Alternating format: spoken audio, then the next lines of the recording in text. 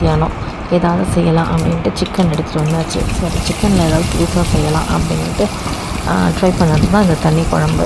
பட்டை லவங்கம் இதெல்லாம் போட்டு தாளித்து கடுகு போட்டு தாளித்து வெங்காயம் நிறைய போட்டு அதில் நல்லா வதங்கி வந்த பிறகு கறியும் போட்டு பச்சை மிளகாய் இஞ்சி பூண்டு பேஸ்ட்டு கொஞ்சம் தூக்கலாக போட்டு நல்லா வதக்கி விட்டு 2 தக்காளியை அடித்து அதில் ஊற்றி தேங்காய் பொட்டுக்கடலை அதையும் அரைச்சி ஊற்றி கொஞ்சம் சோம்பு எல்லாத்தையும் போட்டு கறி மசாலா போட்டு நல்லா ஒரு 2 விசில் விட்டு எடுத்தால் சூப்பரான தண்ணி குழம்பு செம்ம டேஸ்ட்டாக இருந்தது.